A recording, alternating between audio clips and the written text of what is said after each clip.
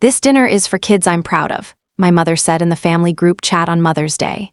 She listed my brother Tyler by name, my sister Chloe, my youngest sister Ava. My name wasn't there. I didn't argue. I didn't call. I just let something I'd written circulate months later, and when it reached her church, she left me a voicemail demanding to know who had seen it, her voice tight and offended, like reputation was bleeding somewhere she couldn't control. "My name is Lauren Mitchell. I'm 27. When my dad died, everything in our house went quiet in a way that didn't feel temporary. Not grief quiet, structural quiet, like the beams had shifted and no one was saying it out loud. The mortgage was $1,450 a month. I remember that number because it started repeating in my head like a clock. 1,450. It didn't care that we were grieving. It didn't pause because my mom couldn't get out of bed some mornings. It didn't shrink because my siblings were already scattered, Tyler deep in medical training, Chloe building her advertising career downtown, Ava still in school. I was the one still home, 26, close enough to step in, close enough to feel it. The refrigerated packaging plant had an opening on the night shift. It wasn't something I'd grown up picturing for myself. The building always smelled faintly metallic and cold, like sealed air and machine oil. The kind of cold that settles into your knuckles and stays there even after you shower. But it was full-time. It came with overtime if you wanted it. And it came with a paycheck steady enough to make that number, $1,450, stop echoing quite so loudly. So I took it. I told myself it was temporary, just until Mom got back on her feet, just until things stabilized, just until the shock wore off. I said that word, temporary, so often it started sounding official, like a plan instead of a reaction. At night, I'd stand on that factory floor under fluorescent lights that made everyone look a little washed out. I'd learn the rhythm of the line, the sound of sealing machines closing packages in tight, precise movements. I'd drive home as the sky was just turning gray, pass houses with lights flicking on for normal mornings, and feel like I was living slightly out of phase with everyone else. Every month I wired my portion, sometimes more than my portion, toward the mortgage. I didn't announce it. I didn't forward confirmation emails, I just did it. The house stayed ours. The bills stayed paid. That felt like enough at the time. But outside of the house, the narrative was different. When relatives asked what I was doing now, there was always this brief pause before my mom answered. Not long, just enough for me to notice. She'd give a small laugh, light, dismissive, and say, "Oh, Lauren's still at the plant." Still. Like I was waiting for something better to start. Like I was stuck in a hallway I hadn't realized I'd walked into. Tyler was already a resident physician. That word carried weight when people said it. Chloe worked in advertising downtown, campaigns, clients, creative direction. Ava was in law school, sharp and ambitious. When my mom talked about them, her posture would shift, shoulders back, voice lifted half a note higher. When she talked about me, it softened, smoothed over. No one called me lazy. No one accused me of wasting my life. That almost would have been cleaner. Instead, I was treated like an unfinished sentence. Like I'd stepped off track and just needed time to circle back. I kept waiting for someone, especially my mom, to connect the dots, to see that I hadn't stalled. I'd stepped in. I'd adjusted. I was the one driving home at dawn so the house didn't go into foreclosure. I didn't say that out loud. I just assumed it would register eventually. That one day she'd introduce me without that small laugh, that she'd say it differently. It sounds naive when I say it now. But at the time, I genuinely believed that quiet sacrifice would translate into quiet respect. So I kept working, I kept wiring the money, and I kept telling myself it was temporary. It wasn't what my mom said about my job, it was how she said it. At church potlucks, family gatherings, even quick conversations in the grocery store aisle, there was always that small shift in her voice when my name came up. If someone asked how we were all doing, she'd move down the line like she was reading off a list of accomplishments. Tyler, resident physician. She'd straighten a little when she said it. Chloe, working downtown in advertising, something about a campaign she'd helped launch. Ava, law school, first-year grades, long nights studying. And then there was me. "Oh, Lauren's still at the plant," she'd say, almost with a soft chuckle. Still, that word again. Sometimes she'd add, "It's good for now," or "She's figuring things out." always smoothing, always buffering, like she was editing my life into something more acceptable before handing it to other people. No one ever looked at me directly after that. They'd nod politely, change the subject, ask Tyler another question about residency hours. I could feel myself becoming background noise in my own family conversations. I started noticing how she physically positioned us when we were out together. If someone wanted a photo, she'd instinctively pull Tyler or Chloe closer to her sides. I'd end up on the edge, half-turned, smiling in a way that felt rehearsed, not excluded, just peripheral. And I kept waiting. Waiting for the moment she'd say something different, something that acknowledged context, something simple like, Lauren stepped in when we needed her. Or even just, she's been working really hard. That would have been enough. I wasn't asking for applause, just accuracy. Instead, I watched her enthusiasm expand and contract, depending on which child she was describing. With me, it contracted. I told myself I was being overly sensitive at first. That, of course, she'd be proud of the kids with visible milestones, degrees, promotions, titles that impress strangers. My job didn't come with a clean headline. It came with steel-toed boots and a name badge. But the erosion wasn't dramatic. It was gradual, like water wearing down something solid. At family dinners, conversations would drift toward Chloe's latest client or Tyler's hospital stories. I'd listen, I'd ask questions, I genuinely was proud of them. But when the topic shifted to me, it rarely lasted long. How's work? Someone would ask, already scanning for the next topic. I'd answer briefly. Busy, long shifts, that was it. No follow-up. It started changing the way I talked about myself outside the house. When new people asked what I did, I'd catch myself minimizing it before anyone else could. I'm just at a packaging plant. Just. I heard it leave my mouth and felt a flash of something like embarrassment, even though I knew there was nothing inherently shameful about it. That was the part that scared me a little. Not that my mom didn't celebrate my job, but that I began absorbing her tone. There were moments when she'd introduce me to someone and her hand would hover lightly at my back, almost steering the conversation away before it settled too long on me. It wasn't cruel. It was tidy, controlled, as if she was managing optics.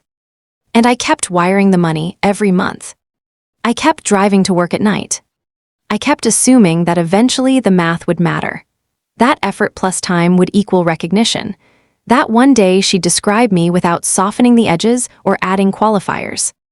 Instead, I became the family disclaimer, the one whose story needed context, the one whose achievements required explanation. I didn't confront her. I didn't correct her.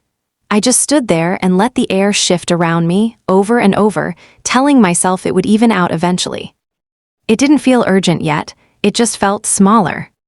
The message came through late in the afternoon, a soft vibration against my nightstand while I was half awake, trying to reset my sleep schedule before another shift.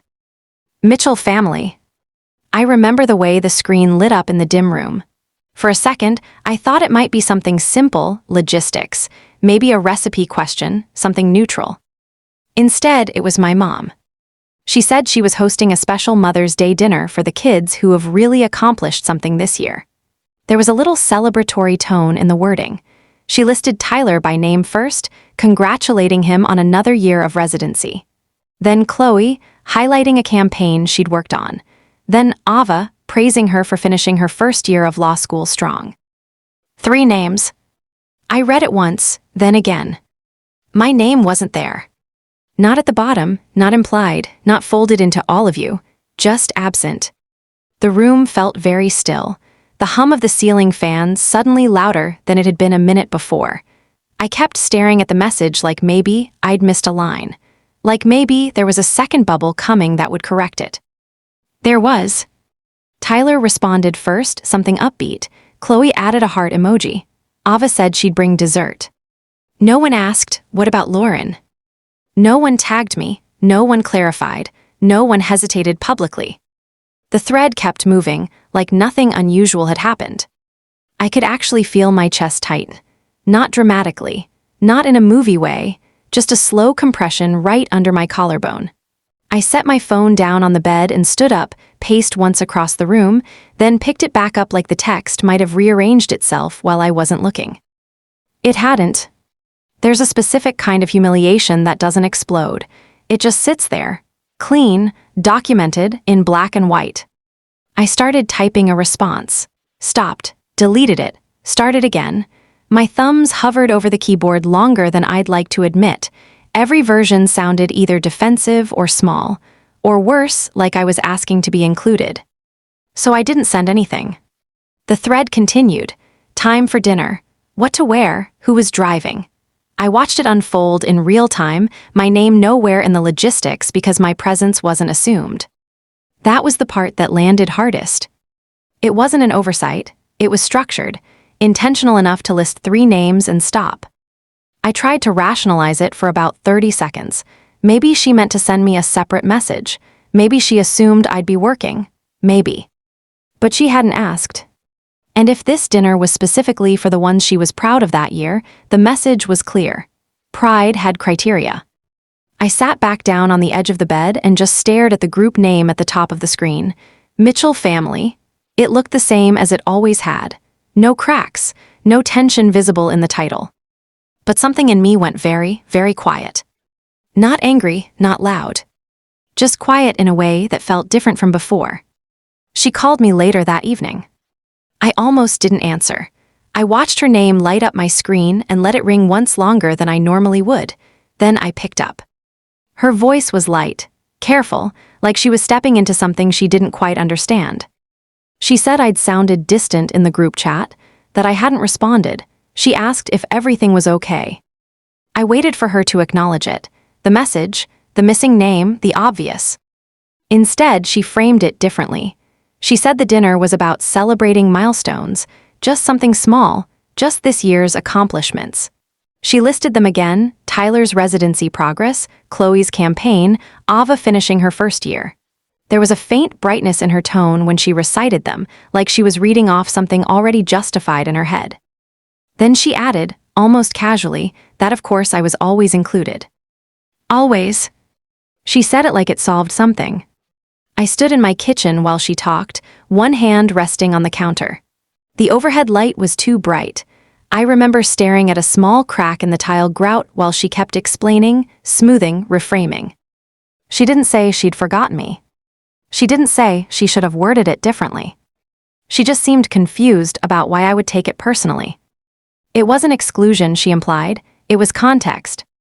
I tried to explain, gently at first, that reading it the way it was written didn't feel neutral. That seeing 3 names and not mine landed. She paused, then repeated that it wasn't meant that way, that I was part of the family, that I shouldn't assume the worst. That phrase, shouldn't assume the worst. Somewhere in the middle of her explanation, I felt myself pull back, not outwardly. I wasn't yelling, I wasn't accusing, my voice stayed steady. But internally, something retracted. I stopped trying to make her see it. I stopped adding details. I just nodded into the phone and let her finish. She sounded relieved as the conversation softened, like the misunderstanding had been cleared up. When we hung up, the house felt strangely hollow, not dramatic, just empty in a way that wasn't about being alone. I didn't cry, I didn't text anyone, I just went to bed. The next morning, I woke up earlier than I needed to. The light coming through the blinds felt sharper than usual. I made coffee and sat at the small table near the window with a notebook I usually used for grocery lists. I wrote 2 words at the top of the page: stay, leave.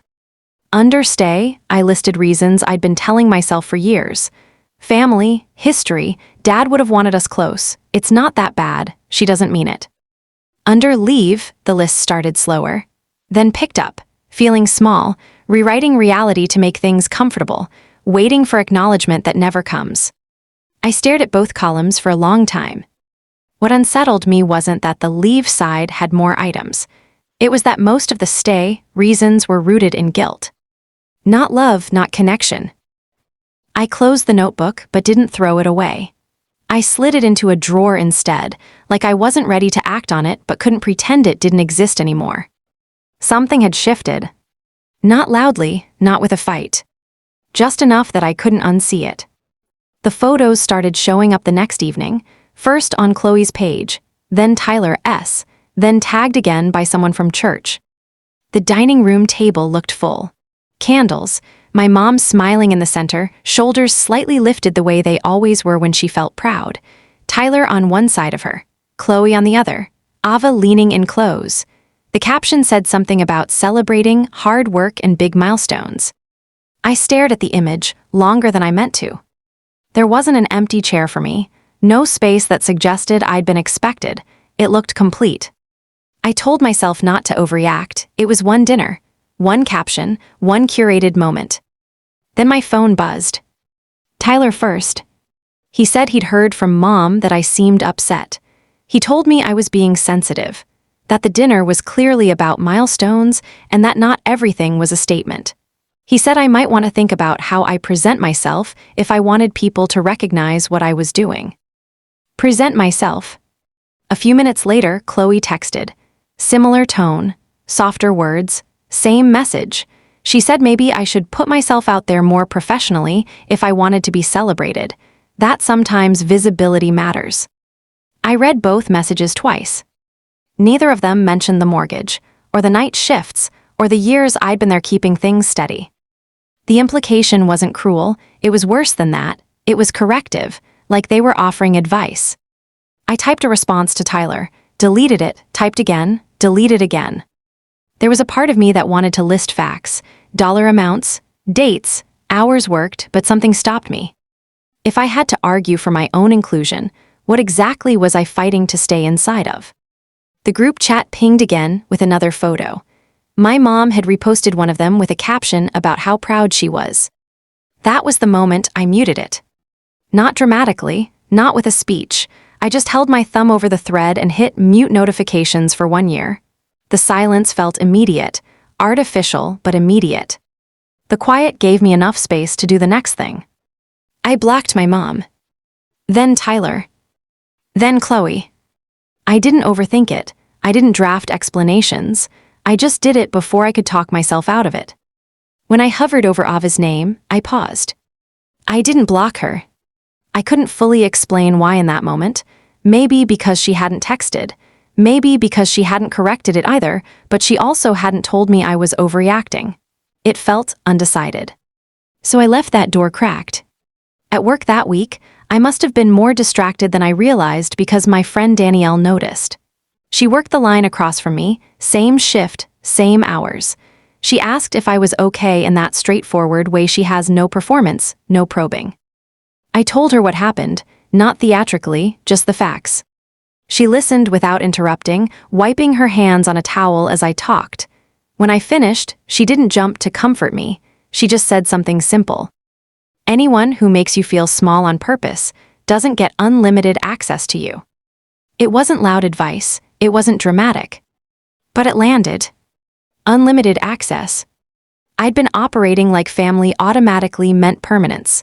That no matter how I was positioned or minimized, I stayed available. Emotionally, financially, logistically. Standing there under fluorescent lights, steel shelves humming around us, I felt something click into place. Blocking them hadn't been an emotional outburst. It had been a boundary. And for the first time since that group chat message, I didn't feel quiet. I felt deliberate. Once the noise quieted down, I had space. The company had always offered tuition reimbursement. I'd skimmed over the emails before, filed them away mentally as something for later. Later when things stabilized. Later when I wasn't tired all the time. Later when I felt worth investing in. After blocking them, later stopped feeling theoretical. I filled out the paperwork on a break in the small employee lounge, the vending machine humming behind me. My hands were steady when I signed it. I enrolled at Greene County Technical Institute for Industrial Systems courses, classes that actually connected to what I was already doing on the floor. Maintenance theory, systems efficiency, supervisory fundamentals. Danielle signed up too. The first night I walked into that classroom, I expected to feel behind, or exposed. Instead, I felt focused. The room smelled faintly like dry erase markers and old textbooks.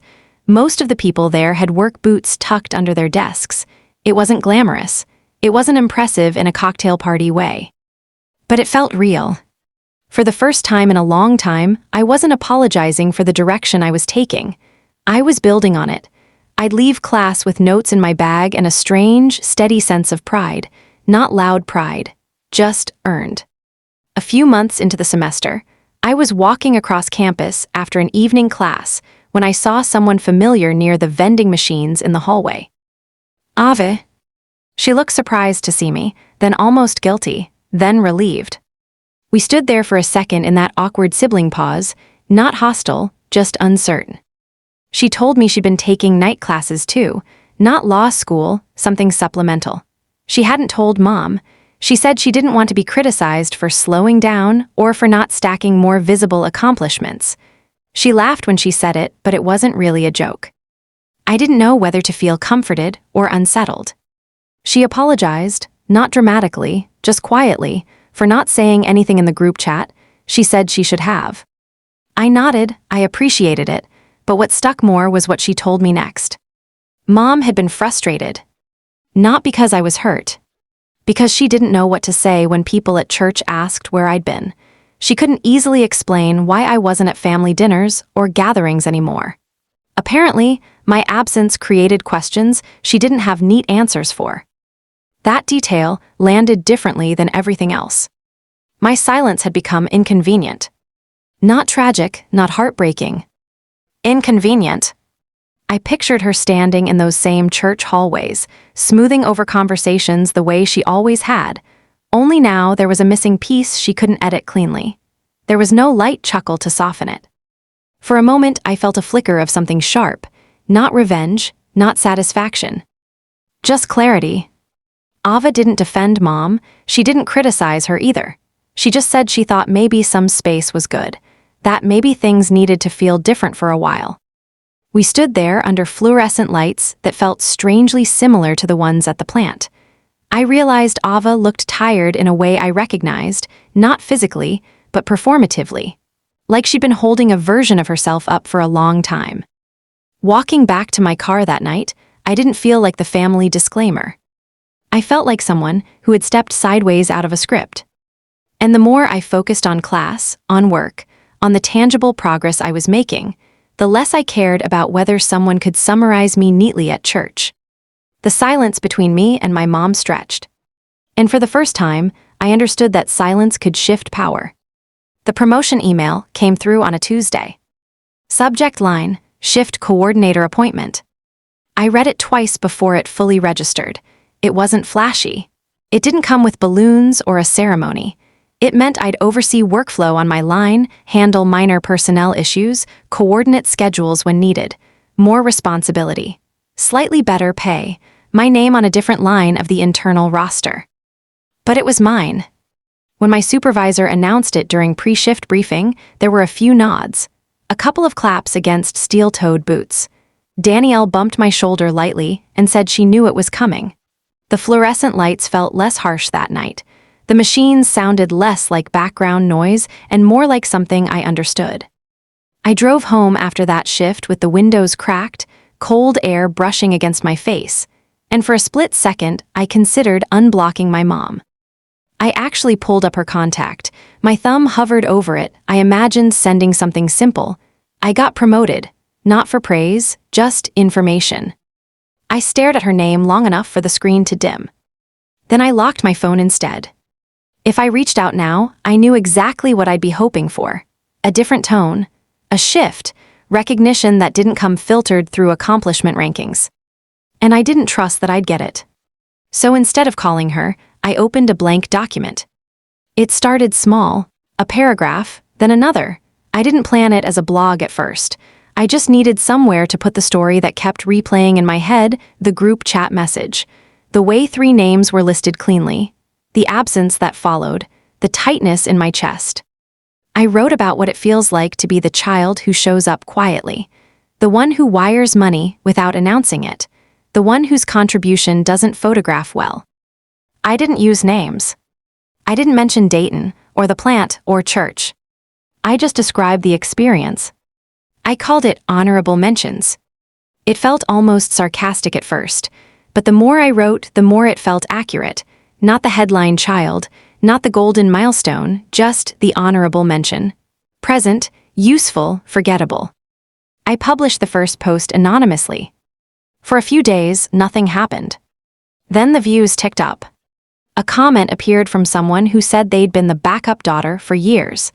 Another from someone who paid their parents' bills but was never introduced as successful. Messages came in slowly at first, then faster. People weren't asking for drama. They were saying, "I thought this was just me." That part caught me off guard.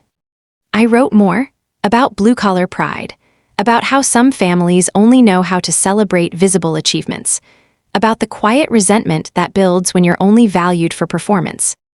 I never used identifying details, but the bones of the story were there. The traction grew, thousands of views within weeks, shares I didn't initiate, comments stacking under comments. At work, I didn't tell anyone except Danielle. It felt like a separate current running under my regular life. One afternoon, sitting in my car before class, I pulled up my mom's contact again. Not to call, just to look at it.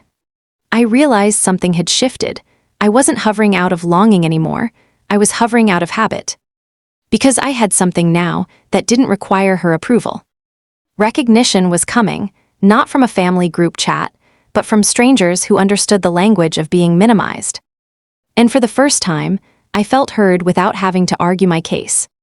A few weeks later, something unexpected happened. The anonymous blog I'd started, Honorable Mentions, had somehow made its way into my mom's church community. I didn't know who had shared it or how it had traveled that far. That part didn't matter. What mattered was the call I got one evening when my phone rang and displayed her name. I hadn't unblocked her, but voicemail did its work. Her voice was tense, sharp underneath a careful polish of controlled calm. "Lauren," she said, though not by name in the blog, she assumed. "It's awful, just awful that some daughter would air private family matters like this and make her mother look heartless. Who has seen this? Who shared it?" Her words tumbled over one another, half accusation, half panic. But underneath it all, I recognized something familiar. The concern wasn't reflection, wasn't remorse, it was reputation. I sat in my car outside the grocery store and replayed the message. Once, twice, 3 times. Each playthrough layered new understanding onto the old ache I'd carried silently for years.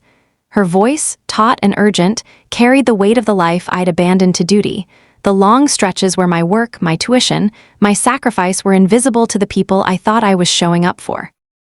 And yet, this time, I didn't feel small. I felt distant, observing someone I used to desperately seek approval from, now twisting herself into panic over appearances rather than substance. I listened again, hearing the worry about what others might think, the gasp of indignation at a daughter who dared speak about what she'd quietly done for years. That night, Danielle noticed my unsettled silence. She didn't pry about Mom, she just reminded me casually, "Anyone who makes you feel small on purpose doesn't get unlimited access to you." I nodded without comment, but the words circled my mind like a lighthouse beam. The next morning, Karen, my supervisor, pulled me aside during shift change. She had apparently stumbled across the blog through some random internet algorithm. I braced myself, half expecting a reprimand. Instead, she looked me in the eye and said, "Lauren, this shows leadership. You've got instincts people trust. You have a voice, and it matters." Her affirmation was a subtle shift, a stark contrast to the voicemail. It wasn't about family politics, or unearned expectations, or invisible labor. It was recognition for clarity, for truth, for being able to articulate experience that mattered, even if the audience didn't include the people I'd long sought approval from. I sat at my workstation after that conversation, the hum of the refrigeration units around me, and for the first time in a long time, I felt the edges of my own voice solidifying. It was steady. It wasn't loud or performative. It was mine, and the more I thought about Mom's panic over some daughter, the less it tugged at my chest. The blog continued to gain traction. People wrote to me, shared their own stories of being invisible, of showing up and never being seen, and the validation came in waves, not the hollow, conditional praise of family milestones, but real acknowledgement from strangers who understood the cost of quiet sacrifice. Hearing Mom's voicemail repeatedly didn't make me angry. It made me aware of the distance between concern for image and concern for understanding. And somewhere in that space, I realized my voice had already outgrown the audience that couldn't recognize it when it mattered most. Danielle had been relentless in the best way possible. She kept reminding me that my story mattered, that it could help someone else set boundaries, find pride in work that no one applauded, or recognize the quiet sacrifices they'd made without acknowledgement. I resisted at first. Speaking publicly, letting strangers into something so raw, felt like exposing a wound I'd barely stopped picking at myself. But she pressed, softly but firmly, until I agreed to the local storytelling night themed around family boundaries. I remember walking into the community hall that evening, the low hum of conversations and the scent of coffee and old wood filling the room. My palms were slick, my legs trembled. I kept my notebook clutched in front of me as a shield, reading over the condensed version of my blog, the loss of my dad, taking the night shift, covering the mortgage, Mother's Day exclusion, the group chat, the slow erosion of my self-worth. I rehearsed and unraveled in equal measure. When my turn came, I stepped up, voice shaky at first. My throat felt tight as I began, but each sentence grew steadier, each paragraph more real. I wasn't performing, I was recalling, letting the words land exactly as they had been lived. The room was quiet. People leaned in, some nodding, some biting their lips as if each detail resonated with a memory of their own. Then came the part about conditional celebration, how love, in that family context, had been measured by milestones and resumes. I asked the audience, almost breathlessly, how many of them had ever been praised only when they performed. Hands shot up, dozens of them, a wave of acknowledgement that felt like warmth against the years of cold invisibility. I felt a crack in the weight I'd carried, the first glimpse of something resembling validation outside family lines. Later, I noticed Ava's comment appear on the recording that had been shared online. A thoughtful, public acknowledgement that sometimes the high achievers in families are only the ones who learn to perform early. She texted me afterward, careful and genuine, saying Mom had seen it and wasn't taking it well, but that it needed to be said. That tiny confirmation, her willingness to recognize truth and speak it, solidified a shift I hadn't dared hope for. The story was out, the narrative public, and my voice was no longer invisible. I imagined Mom scrolling, reading or hearing the words, confronting her own discomfort at being seen differently than she expected. The social power had shifted, not through confrontation, not through begging, not through silence, but through clarity and public witness. For the first time, I felt a subtle, real sense of being recognized, a visibility that no omission, no group chat slight, no dismissal could erase. That night, walking back to my car, I felt the culmination of years of quiet persistence. The story I had bottled up, the life I had navigated largely unseen, had become something tangible, something that mattered to others, and in that recognition, the lingering shadows of my mother's dismissal lost some of their grip. The call came late one evening. Ava's voice was hesitant, careful, but the news was clear. Mom was struggling, health issues, bills piling up, and the usual strain that seemed to escalate whenever I wasn't in the room to manage it. "Lauren," Ava said softly, "Mom, she's having a rough time and, well, she's looking at you to step up." The words landed like stones in my chest, familiar and heavy. I felt that old flicker of responsibility ignite, the same pull that had made me pause life, take the night shifts, cover the mortgage. It was automatic, like muscle memory, and I hated that it still existed. I took a deep breath, trying to push the reflex aside. "Ava, I need you to be honest," I said, my voice steadier than I felt. "Do you really think I'm the only one who can do this? Do you think it's fair?" There was a pause on her end, and I could hear her soft exhale. Then she said something that shifted the air between us. "Lauren, you've carried enough. More than anyone should. I don't think fixing this now will undo all you've done." Her words struck with quiet authority, the kind that comes from seeing the full picture without judgment, and I realized she was right. I'd already given more than my share, sacrificed more than anyone outside the house could understand. Stepping in again wouldn't heal the past, it would only repeat it. I sat there for a moment, letting the relief and the tension coexist. The old obligation tugged at me, but the clarity Ava offered was like a hand pulling me back from the edge of habit. I thought of all the nights I'd lain awake, calculating payments, keeping silent, waiting for recognition that never came. This wasn't that moment. That Lauren, the one who had been invisible, burdened, polite, didn't exist anymore. So I spoke slowly, carefully, letting the boundary land like a firm, measured brick.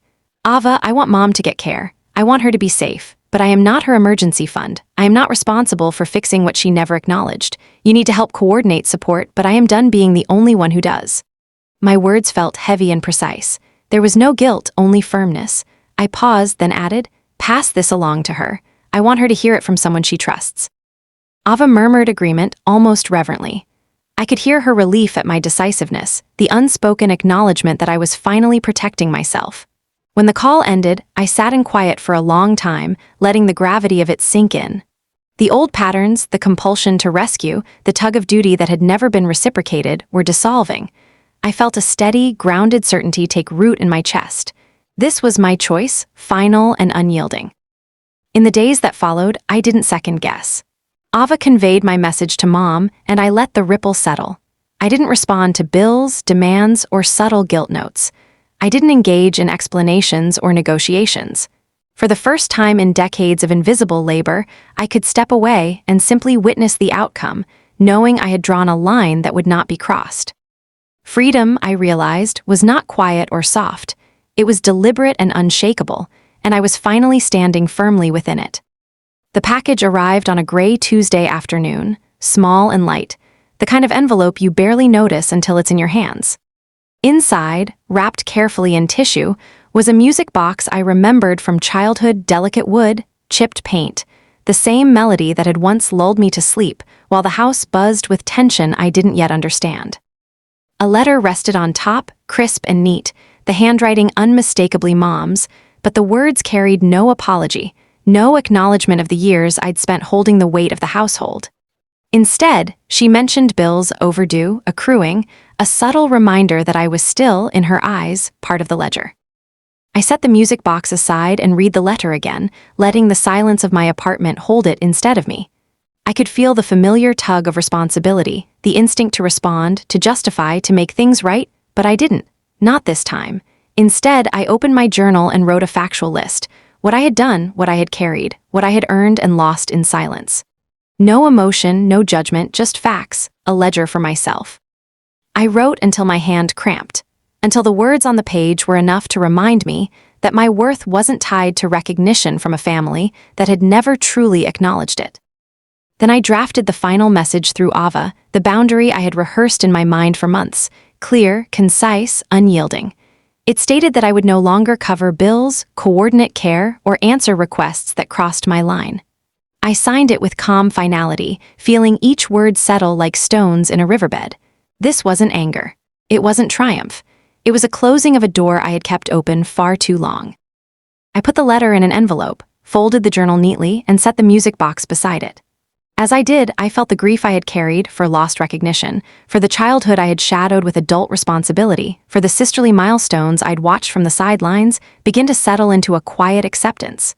It was sharp, but not bitter. The ache remained, but the weight was lifted. Peace wasn't the absence of pain. It was the decision to not let the pain dictate the rest of my life. I wound the music box carefully, listening to the first few notes of that old melody, and let it play through. It didn't erase the past, but it reminded me that I had survived, that I had grown, and that I could finally choose myself without guilt. The shift was permanent, not a rebellion, not a statement against anyone, just a deliberate, firm embrace of my own life.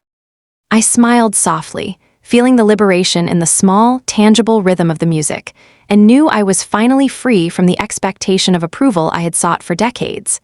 Then I picked up my phone, opened my channel dashboard, and began drafting the next story. My voice would be heard on my terms, and I would let it reach those who mattered, not the ones who never had. If this story resonated with you, please like and subscribe for more real-life experiences shared honestly. There are other stories waiting in the description that might inspire, warn, or simply remind you that setting boundaries is a brave act. The house, the debts, the years of silent labor, all of it stayed behind. I finally stepped fully into my own life, and nothing would pull me back.